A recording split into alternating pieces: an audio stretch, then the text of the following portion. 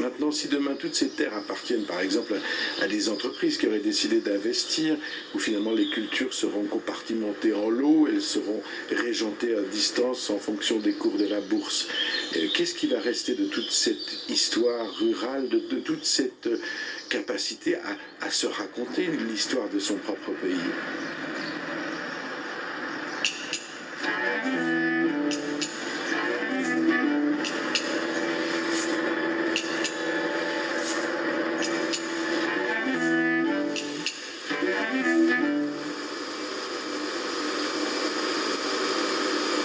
Dire que bon, notre exploitation va durer, ce serait peut-être un peu prétentieux de dire on sera les seuls à rester. Non, on ne sait pas. Hein.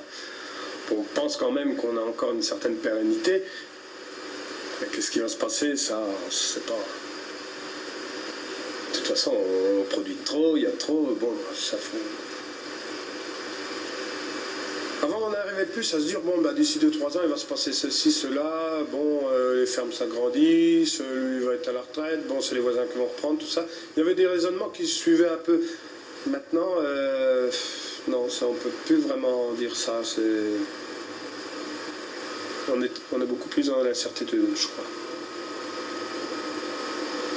Ça va être quand même... Il va se passer quelque chose, quoi.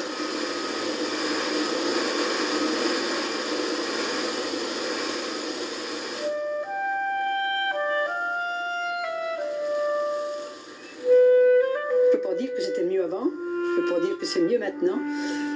Peut-être qu'au milieu, c'est mieux encore. Je demandais à Yvette, alors qu'elle était assise devant sa fenêtre, si c'était mieux avant ou maintenant. Et en fait, elle répondait un peu entre les deux. Elle voulait sans doute, je pense, résumer en un seul lieu toutes ces valeurs fortes qui avaient fait son histoire. Et en même temps, elle comprenait bien que le monde était en train de bouger, d'évoluer. Mais simplement, il fallait qu'il le fasse de manière raisonnable, un peu de manière généreuse pour ces gens qui habitent la Terre. Alors aujourd'hui, on constate ces espaces vides dans lesquels s'engouffrent comme ça tous les vents, l'absence de clôture, cette espèce de désertification du paysage. On vient de me couper les 3 derniers arbres que j'avais en face de ma maison et qui installaient une petite différence par rapport à l'horizon. Alors voilà, on se retrouve au pied du bûcher des Brandons, toute une population réunie autour de Bacchus. On aimerait juste qu'il nous dise à tous un meilleur équilibre entre nature et raison.